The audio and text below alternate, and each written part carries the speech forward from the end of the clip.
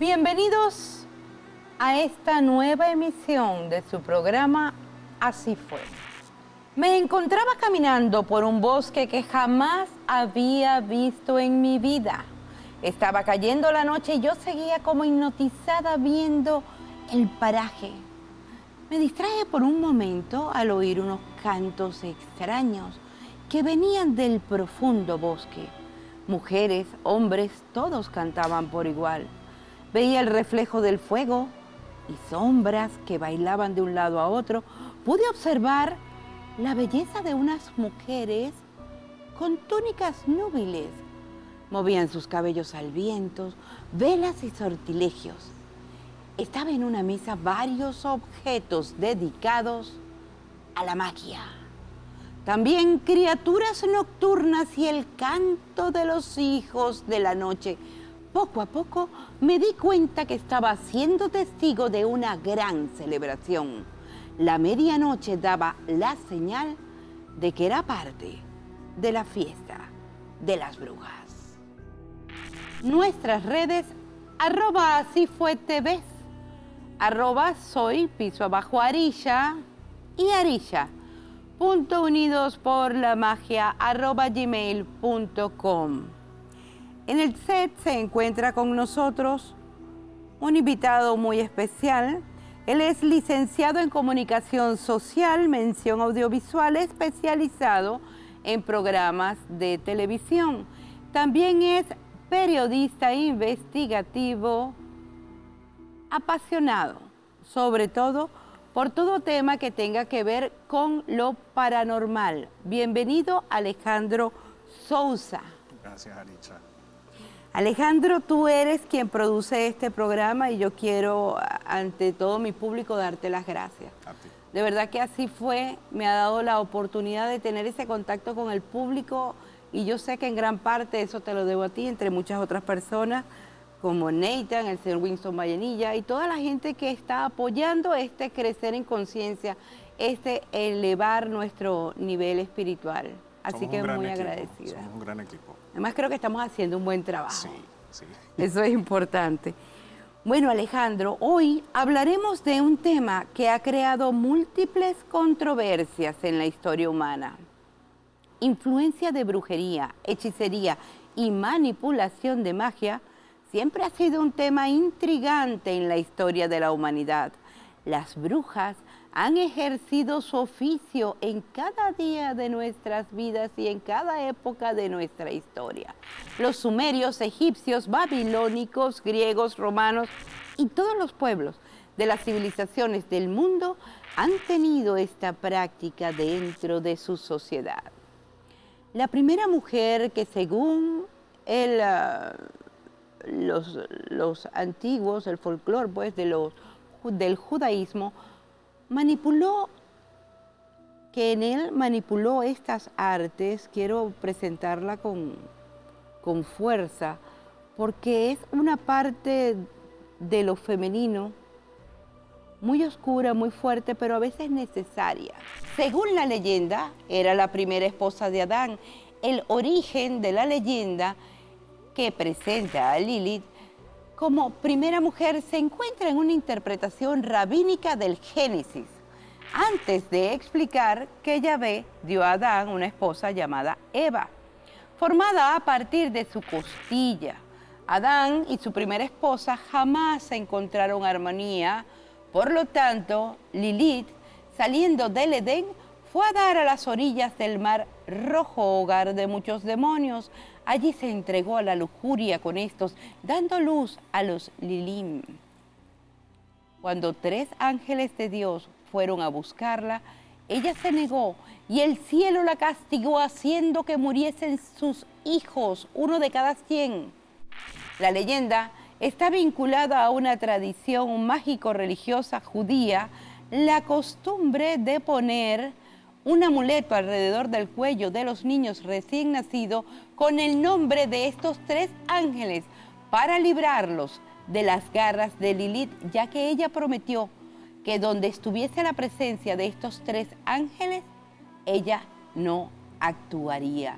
Así que los invitamos a ubicar esos 3 nombres, de esos ángeles o se los daremos en una próxima emisión, que el interés se mantenga. ¿Qué opinas de esta historia? Fíjate que la peculiaridad que existe con Lilith es que ella se revela con su marido por simples temas sexuales. Esto según la tradición judía de la que tú estás hablando, la tradición hebraica del Génesis. Ella se revela contra Adán porque ella quería ser la que manipulara el control en el acto sexual, ¿ok? Por tradición de toda la historia, pues acuérdate que también en la época medieval y en la época antigua siempre se estaba acostumbrado a que el hombre era el que debía estar encima de la mujer en el coito. Lilith se revela porque ella quería ser la que estuviese encima de su marido. Y una diferencia que también es clave acotar al respecto es que hay una muy gran diferencia entre Lilith y Eva, porque Lilith fue creada de la tierra como Adán, mientras que Eva sale de la carne de Adán. Es creada de su costilla, correcto. Yo pienso que Dios lo hizo para que no se le revelara más. O sea, como que tú naciste de él, respétalo. Sí, exactamente. Es lo que la idea. Exactamente. ¿Y qué opinas tú de la historia? ¿Que tenía Lilith razón de ponerse brava? ¿Debía ella controlar ese acto sexual o debía dejarse someter por Adán y mantener las reglas? ¿Qué sientes de ella? Yo creo que ninguna de las dos. Todo en una relación debe ser negociación. Solo que en esta época de la historia lo vemos con muchísimo más raciocinio que antes. La brujería ha estado presente hasta en los textos bíblicos del Antiguo Testamento. Justamente en el libro de los Reyes se cuenta que el rey Saúl había desterrado de la tierra de Israel a toda aquella persona que practicara la magia y la hechicería, pero sobre todo la necromancia. Es que la necromancia es como la parte más negredo de la magia. Y la comunicación con los muertos. Resulta que el mismo rey rompe su ley cuando va a visitar a la bruja de Endor para que con sus artes invoque al espíritu del profeta Samuel, quien había muerto días antes, y así poderle preguntar a él mismo quién era el nuevo rey de Israel, ungido por el Señor. Esta sanción del rey Saúl viene de una ley más antigua. ¿Tú piensas que desde antes de este rey? Claro, indudablemente tenemos que tener claro que el pueblo de Israel, muy en la época antigua y todavía en la actualidad, digamos que es una de las tres religiones mundiales que más se someten a las normas, el judaísmo, más autóctonas y arraigadas a sus creencias. Entonces, tenemos que tener claro que es la ley de Moisés. La ley de Moisés que quizás a nuestro criterio es muy severa, porque son unas normas, son cientos de normas, y es por lo que se rige el pueblo de Israel aún en la actualidad para cumplir su camino hacia Dios, su camino en la fe. Entonces, el rey Saúl, como buen hijo de Abraham, uno de los reyes más grandes del Antiguo Testamento, del pueblo de Israel, pues sigue estas normas.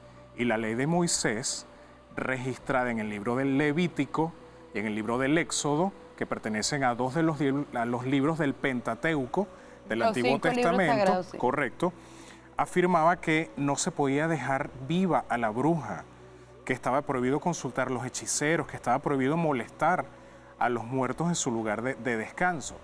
Entonces el rey Saúl, al verse ya amenazado porque David, siendo todavía un joven pastor, había sido ungido por el profeta Samuel para ser el nuevo regente de las 12 tribus de Israel, el nuevo rey de Israel, entra en un ataque de desesperación porque dice, ¿cómo va a ser posible que ya el Señor me quitó su gracia y se le está dando un niño que es un pastor?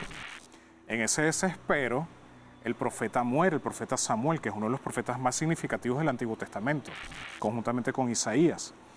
El profeta muere y el rey Saúl, infringiendo una ley puesta por él mismo de exiliar, de execrar a las hechiceras del campamento judío, va y la visita para que ella invoque el espíritu del profeta Samuel y que sea el profeta Samuel, invocado desde la oscuridad, quien le diga, si es verdad, ya tú no vas a ser rey. Ya Yahvé ungió a un nuevo rey. Y yo pienso que es que siempre se le ha temido a la gente que tiene dones. Sí. La gente lo que no comprende le da temor. Claro. Y una manera de controlar la sociedad es tratando de mantener este tipo de conexiones con el más allá limitadas. Sí. censurada. Pero fíjate que es una norma que él mismo rompe, llevado a la desesperación de su propio bien personal. Claro, y ahí se ve que él cree en las brujas. Exactamente. O sea, él cree en personas con dones. Exactamente. En la literatura, las brujas siempre han sido un tema importante. Por ejemplo, en el Odisea de Homero, esa novela conocida por todos y que en tiempos pasados era ley estudiarla en los últimos ciclos de bachillerato, aparece Circe, una hechicera de la mitología griega que vivía en la isla de Ea. Ella trabajaba en un gran telar y convertía en animales a todos los visitantes masculinos que llegaban a su isla. Por otro lado, también tenemos a Medea, sacerdotisa de Hécate. Esta Hécate la pintaban con 3 cabezas. Con 3. Ella es impresionante. Sí. Yo quiero estudiar Es la reina de las brujas, según la mitología griega. Quiero encontrar el porqué de sus 3 cabezas, este camino de buscar en el mundo espiritual, porque todo es una analogía, dándonos referencia a cosas que suceden en la vida real.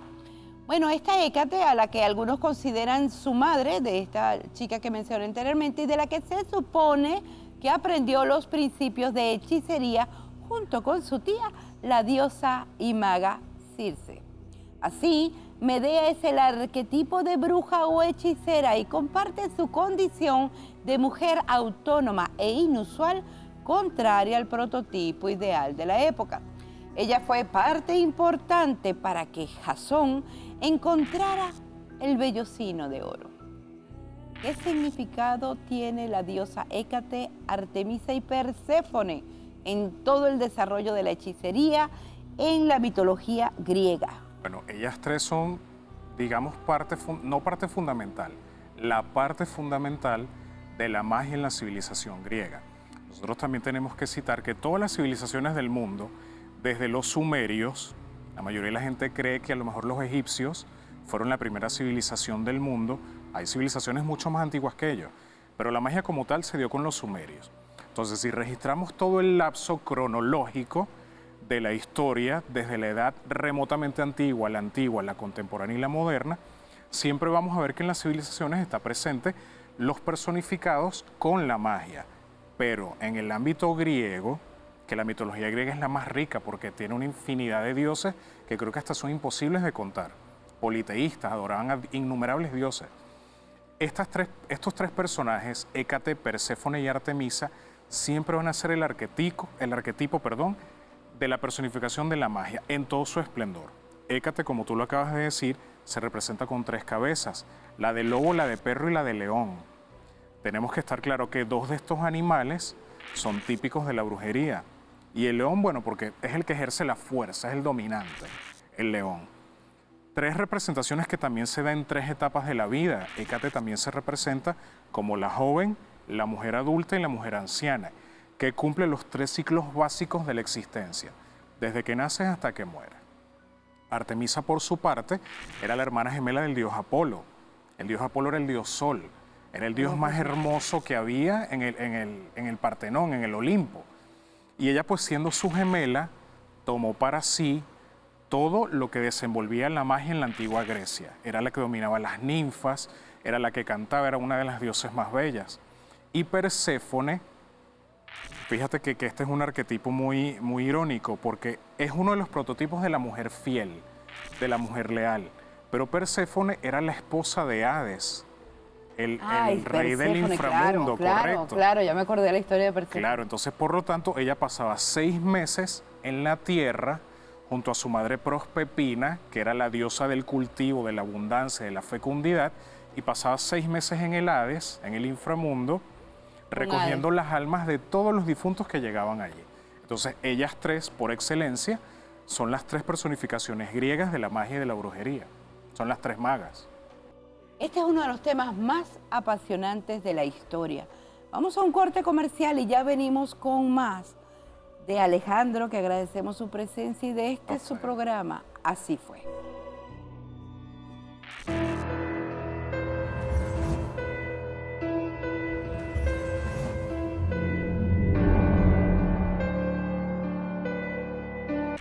Continuamos con este interesante tema del Así fue en nuestra historia de las brujas. Los juicios por brujería de Salem fueron una serie de audiencias locales posteriormente seguidas por procesos judiciales formales llevados a cabo por autoridades con el objetivo de procesar y después, en caso de culpabilidad, castigar delitos de brujería en los condados en la entonces colonia inglesa de Massachusetts, hoy el estado de Massachusetts en Estados Unidos. Entre enero de 1692 y mayo de 1693, este acontecimiento ha sido usado retóricamente en la política y la literatura popular como una advertencia real sobre los peligros del extremismo religioso. Acusaciones falsas, fallos en el proceso y la intromisión gubernamental en las libertades individuales. Quizás sean las brujas de Salem una de las brujas más conocidas y representadas de la historia. Para el final de 1693, más de 150 personas fueron detenidas e encarceladas solo con acusaciones. Opínanos sobre este tema. ¿Qué pasó allí? Cuéntanos un poquito. Pero como lo has dicho, Salem es por autonomacia el caso más famoso de la brujería de la historia.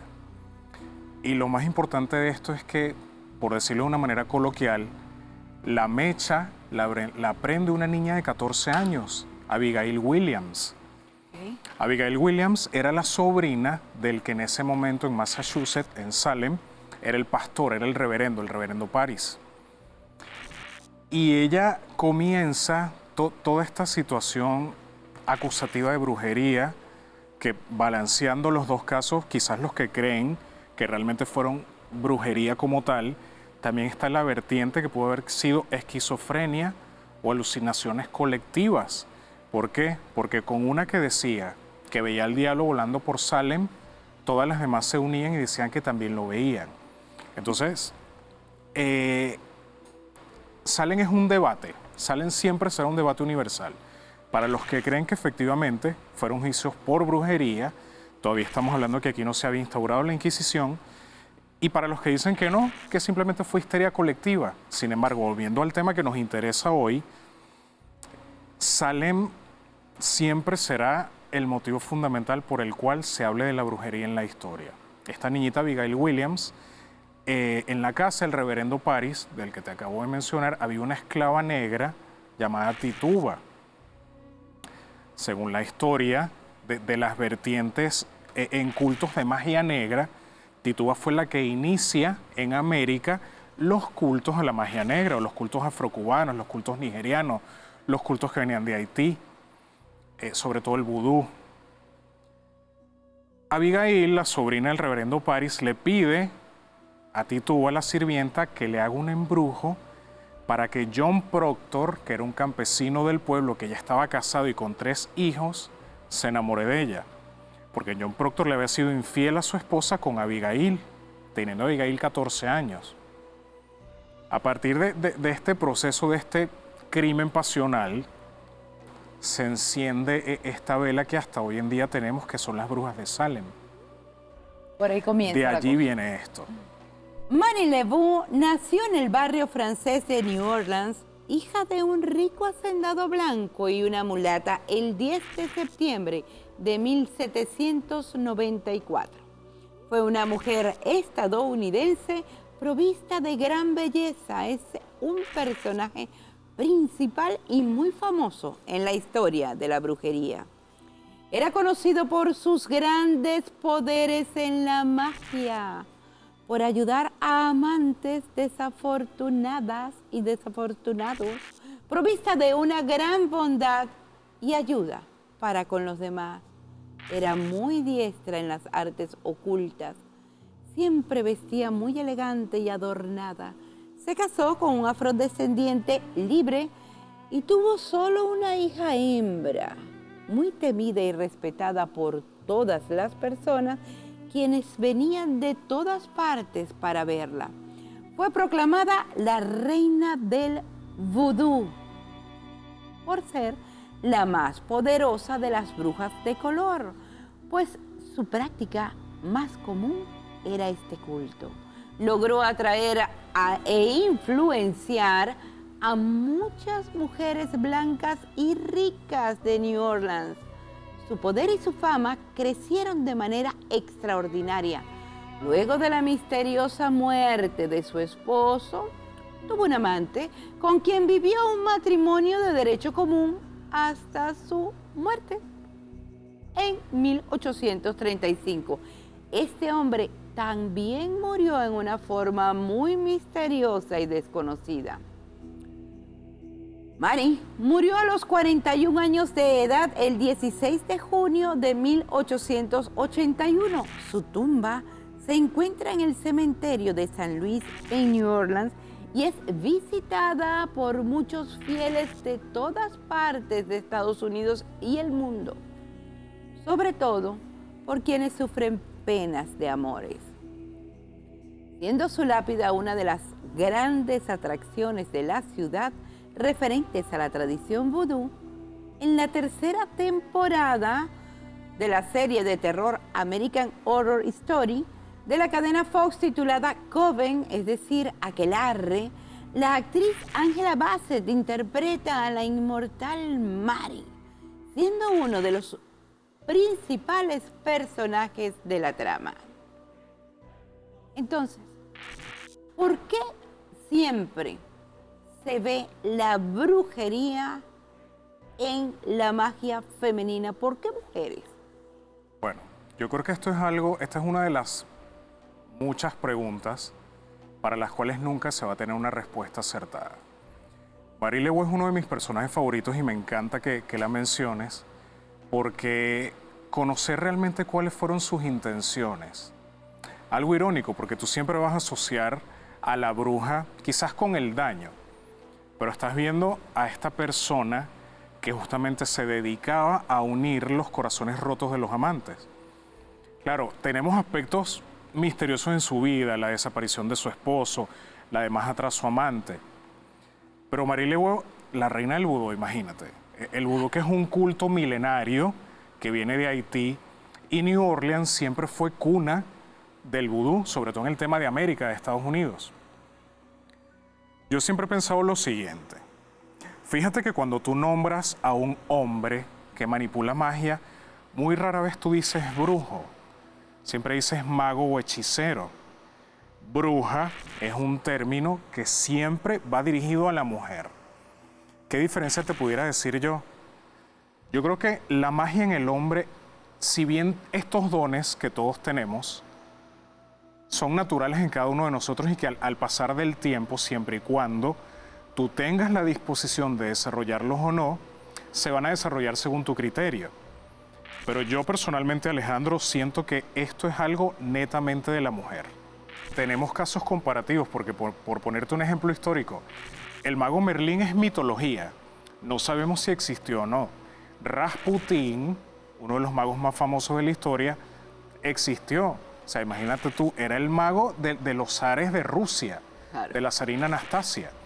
Entonces, vuelvo y te digo, o vámonos a un ejemplo bíblico. ¿A quién tienta la serpiente? ¿A Adán o a Eva? A Eva. Y Eva es mujer. Entonces yo siento que la brujería es algo intrínseco, generacional, del lado femenino. Ustedes son realistas. Ana Bolena fue la reina consorte de Inglaterra, segunda esposa de Enrique XIII.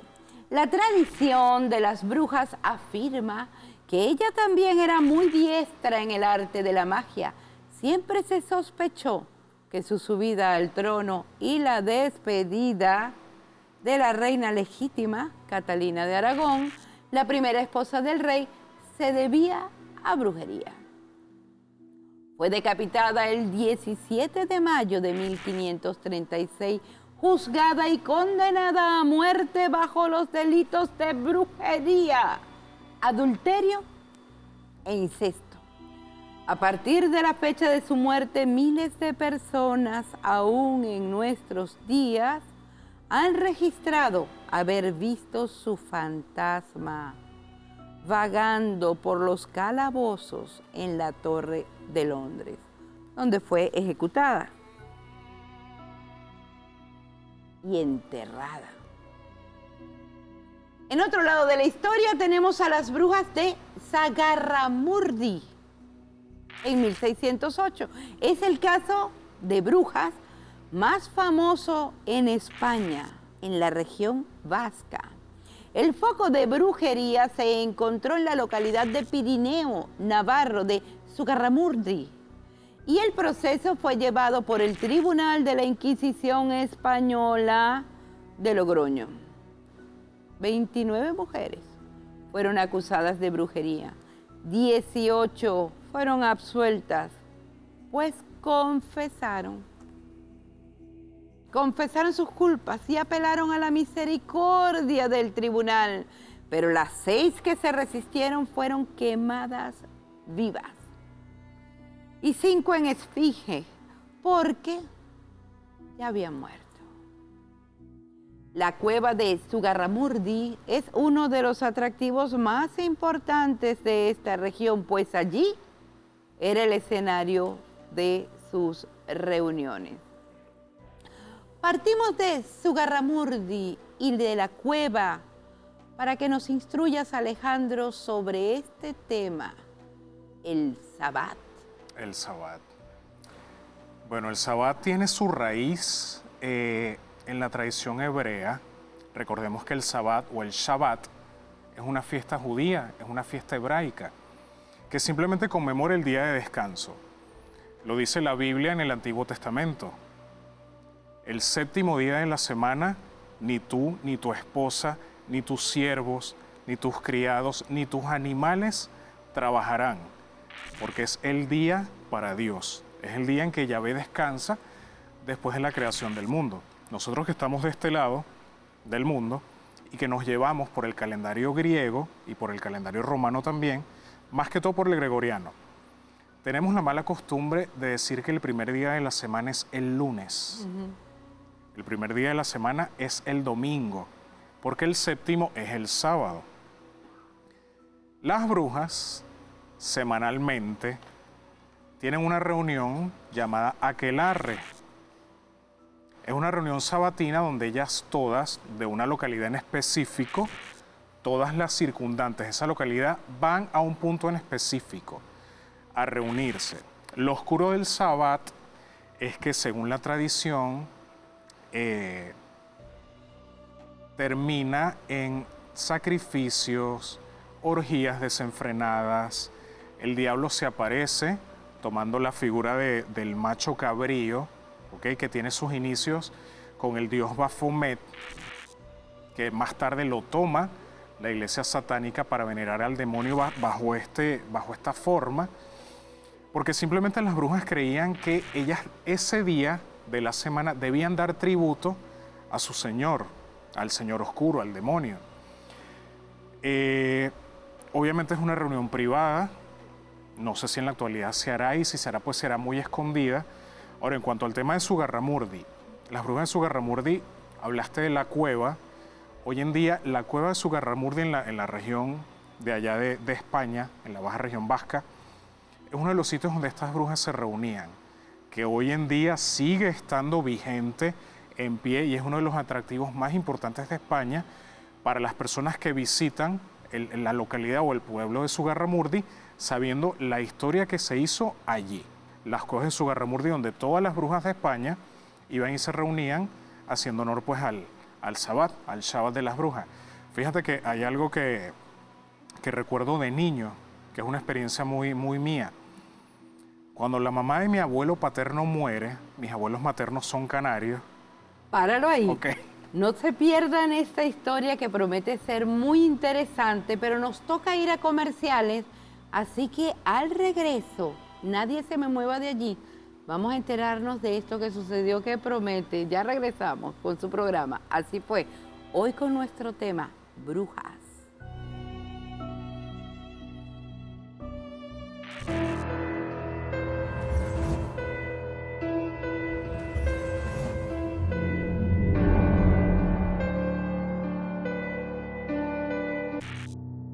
Las brujas, un tema con muchas vertientes. En la antigüedad se habla de muchos hechos ocurridos que a la vista del lector moderno se pueden identificar como apariciones de brujas. En la actualidad se han registrado historias, fotos y videos en las redes y en portales web de personas que han atrapado brujas convertidas en pájaro. ¿Qué relación tienen las brujas con los pájaros? Mis abuelos paternos y maternos eran europeos, ya no están en este plano. Mi abuela de chiquito siempre me enseñó, mi abuela materna, que las brujas cantaban una serie de prosa cada vez que iban hacia el Shabbat. Y el poemita dice así, es la canción que ellas cantaban. Lunes y martes y miércoles 3, jueves y viernes y domingo 6. Ellas no cuentan el sábado, porque el sábado es el día del aquelarre. Lunes y martes. Y miércoles 3. Y miércoles 3. Jueves y viernes y domingo 6. Jueves y viernes y domingo 6. O sea, para ellas la semana tiene 6 días. Con respecto a lo de las brujas que se convierten en pájaro, esto es un relato que viene desde las sirenas en Grecia. Nosotros estamos acostumbrados a ver a las sirenas como mitad pez, mitad mujer. En un principio las sirenas eran halcones, con simplemente la cabeza de mujer, pero cuerpo de halcón. Mi abuela también decía que cuando muere la mamá de mi abuelo, ya estando ellos casados, obviamente en ese tiempo no había teléfono, internet, televisor, nada, se comunicaban por cartas y cartas manuscritas que enviaban con emisarios y venía. Una noche mi abuela me contaba, esto es uno de los recuerdos más agradables que tengo de mi infancia, que ellos estaban durmiendo y a las 3 de la mañana empezaron a oír garras en el techo de la casa. Ya mi abuela sabía, porque ya obviamente por su abuela y su madre y todas las generaciones anteriores le habían comentado que las brujas en las noches se disfrazan de pájaro para volar y ver el panorama y ver a quién cazaban o, según otras mitologías, robarse los niños recién nacidos y tal. En el momento en que mi abuela siente y todos se despiertan en la casa, mi abuela dice, van a venir malas noticias. Eso que está allá arriba es una bruja. A los 3 días llegó la carta avisando que la madre de mi abuelo había muerto. Y había muerto ese día a las 3 de la mañana, justamente cuando ellos sintieron esos ruidos. Con respecto a lo de los videos y de las fotos que hay, yo creo que habría que investigar un poquito, porque eso puede ser también tema de ignorancia. Si ya sabemos el relato de que las brujas se convierten en pájaros, mi abuela, por ejemplo, también decía que cuando tú veías un pájaro negro volando en la noche, tenías que gritarle, bruja, ven mañana por sal. Por sal. Por sal. Y si a la mañana siguiente alguien te tocaba la puerta pidiéndote sal, una vecina, una amiga, Arisha, regálame un poquito de sal. Ya tú sabías que esa era la persona que anteriormente en la noche habías visto volando y era una bruja convertida en pájaro. De allí viene ese símil entre las brujas y los pájaros. Juana de Navarro fue una reina española, esposa del rey Enrique IV, que fue acusada por su hijastro, Enrique V, de brujería. En su juicio, el propio rey, un fraile, testificaron en su contra. Sus bienes fueron confiscados y ella fue encerrada en el castillo de Leeds. Más tarde fue perdonada. Nunca se pudo probar que los cargos de brujería salieran ilesos. Hoy en día es considerada una de las brujas reales en la historia. Asimismo, tenemos a una madre, Shipton, una adivina y clarividente inglesa que vivió en el siglo XVI. Nació en julio de 1488 en pleno reinado del famoso Enrique VIII de Inglaterra. En calidad de hija ilegítima, fue entregada en adopción por su madre biológica a los 2 años, Alejandro. y desde muy pequeña comenzó a manifestar dones psíquicos de la adivinación, y la profecía mostraba habilidades mágicas poderosas desde su temprana edad. Su aspecto físico coincidiría con la forma en la que se representa normalmente a una bruja: cuerpo desproporcionado e encorvado, cabello largo y canoso, con penetrantes ojos saltones y enorme nariz aguileña. Muchas de sus visiones se hicieron realidad. Varios de sus vaticinios llamaron poderosamente la atención de los estudiosos. En estas líneas, por ejemplo, parece que la profetisa anticipa el nacimiento de los automóviles y el auge de algunas actuales aplicaciones de Internet. Otro vaticinio de la vidente inglesa parece anticipar el nacimiento del cine, la incorporación de los aviones y los submarinos a la guerra moderna y a la gran y temida llegada de la Segunda Guerra Mundial. ¿Por qué es frecuente ver que muchos de estos personajes estaban relacionados con la monarquía? Pero ya hemos tocado dos personas de la realeza y casualmente o causalmente dos personas vinculadas a Enrique VIII.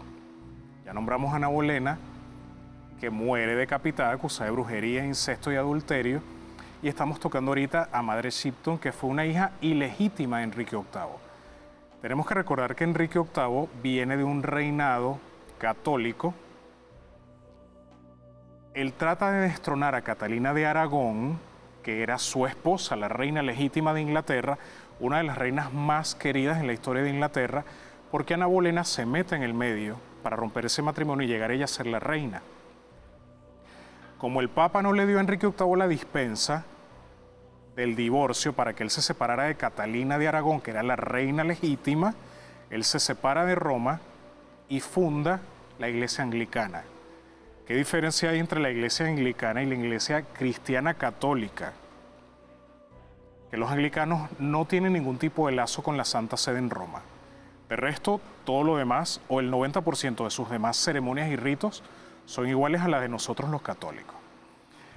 Yo pienso que era común que las mujeres de la realeza o de la monarquía en cualquiera de sus países, sobre todo en la europea, ingresaran o se entraran en este tema de la magia, porque debemos recordar que las mujeres en esa época solo tenían dos funciones. La reina. ¿Qué deberes tenía la reina? Sus deberes religiosos, estar todo el día bella, arreglada, procrear hijos y darle descendencia al rey. ¿Qué más ibas a hacer en la corte? Y una corte que es algo tan cerrado y una corte real, donde hay tanto cúmulo de personas de otras naciones, de otras lenguas, de otras creencias, obviamente descubres algo que te llama la atención y lo primero que vas a hacer es ingresar a él. Muy aparte que si te vales de otros métodos para ser siempre la reina y ejercer tu posición en el trono y que tus hijos sean los que hereden el trono de su padre cuando muera, recurrían a cualquier sortilegio para que le hicieran algo al rey, para tenerlos embrujados, por decirlo de alguna manera. Entonces, lo que sí es cierto es que estas mujeres con tanto poder y tanto mantener el estatus, quizás eso las llevaba a valerse de estos conocimientos a los cuales, a pesar de que no se los daban a ella, acuérdate que la mujer es muy intuitiva. Sí, también. Entonces, eso lo manejarían a otros niveles, pero quizás ellas trataban de... Quizás el que era mago era el rey. Ya regresamos con más de este programa, Así Fue, y al regreso quiero que Alejandro nos diga si él cree en las brujas y por qué.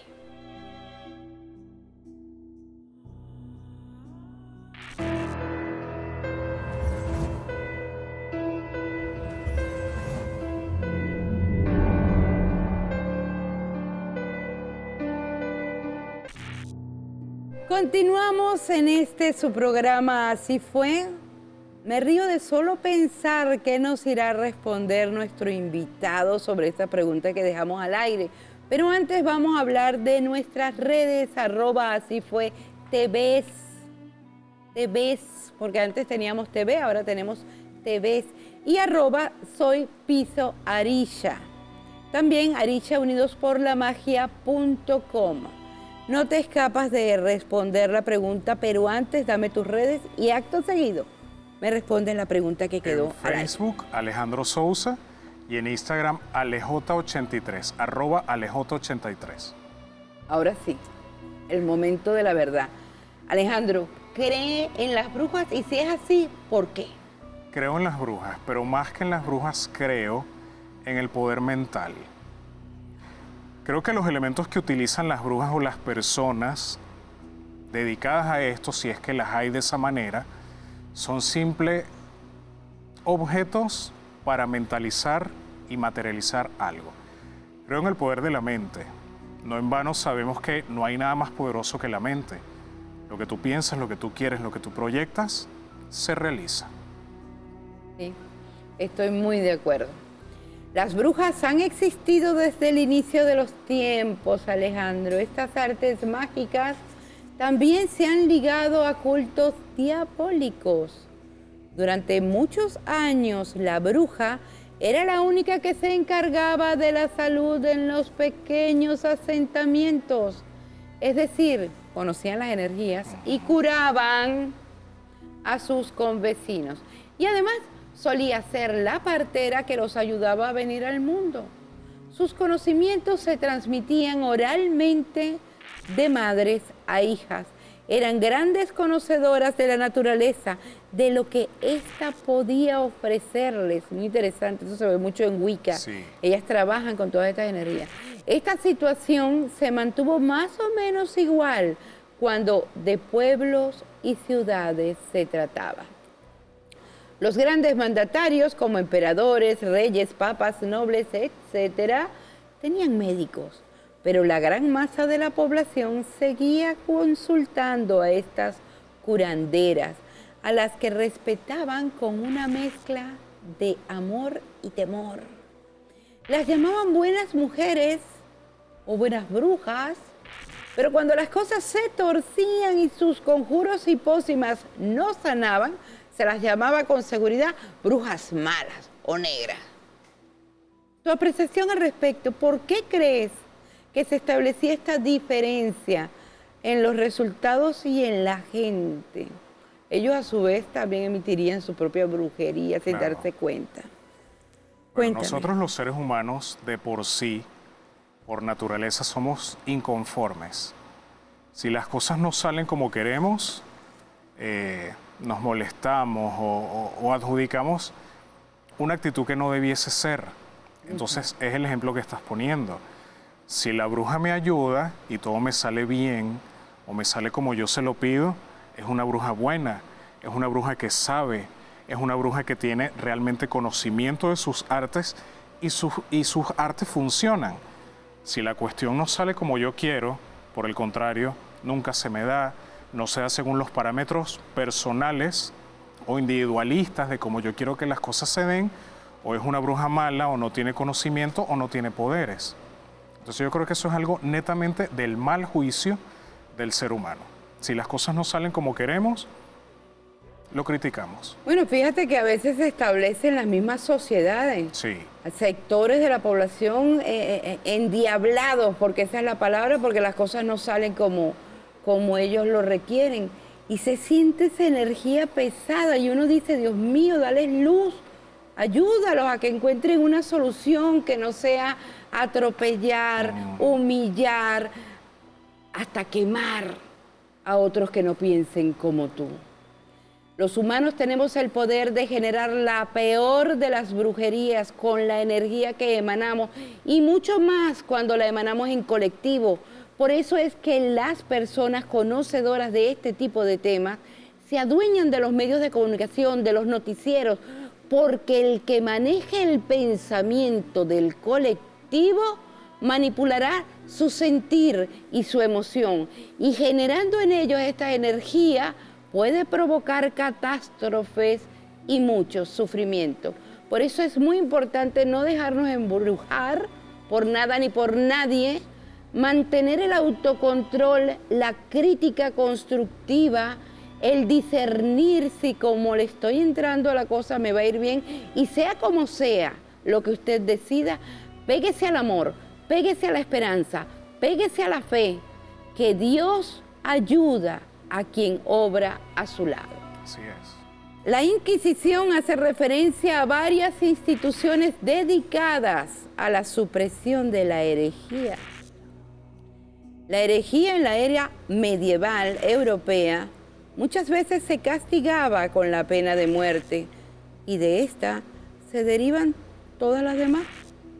La Inquisición se fundó en 1184 en Francia, y debemos citar que gran parte de esta instrucción religiosa se dedicó a la tortura y ejecución de cientos de personas acusadas de brujería y hechicería. Este proceso se dio en toda Europa, pasando después a América. Digamos que la Inquisición es uno de los acontecimientos de la historia que más sangre ha derramado, sobre todo porque estamos hablando de la Edad Media, del oscurantismo. Cranmer y Springer escribieron un tratado sobre esto. ¿Qué es? Si lo conoces, el Malleus Maleficarum. ¿Y qué papel jugó en todo esto? Bueno, el Malleus Maleficarum es una de las joyas literarias más importantes de toda la historia. Y digo más importantes porque evidentemente ya es un libro muerto. El Malleus Maleficarum era el manual que tenían los inquisidores de cómo debían torturar a las brujas para que ellas confesaran si eran culpables o no culpables. La Inquisición, tienes toda razón en decir que ha sido uno de los periodos más sangrientos de toda la historia. Tenemos el ejemplo de Juana de Arco. Juana de Arco es uno de los personajes más importantes de la historia, de la humanidad, diría yo. Sí. Una joven adolescente que llegó a ser una de las libertadoras de Francia, y a ella, inocentemente, la queman en la hoguera acusándola de bruja por problemas políticos, porque como iba una niña guiada por Dios a libertar Francia, y de hecho lo hizo. Ella es acusada falsamente de brujería y la quema. Una de las santas, una de las mártires principales de la Iglesia Católica primitiva hasta nuestros días. Sí, la historia de Juana de Arco es Preciosa, impresionante. preciosa. Lo que es el poder de la voluntad, del deseo, y lo que es la infamia que a veces se adueña de la vida y de la situación. Sí. Estamos, Alejandro, ante un tema controversial y delicado. Puede afectar creencias y sensibilidades. No puede ser cubierto totalmente en un solo programa, así que por supuesto que necesitamos una segunda parte con Alejandro aquí en su programa.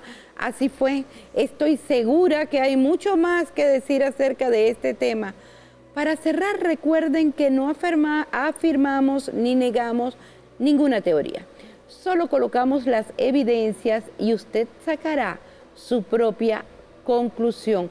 Alejandro, ¿algo que quieras decir, una conclusión antes de cerrar el programa? Nunca nos desviemos del camino que nos lleva a la luz. Me parece hermosa tu conclusión.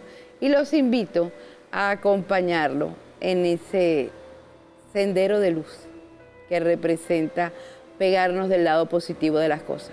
Dios los bendiga hasta una próxima emisión de su programa. Así fue.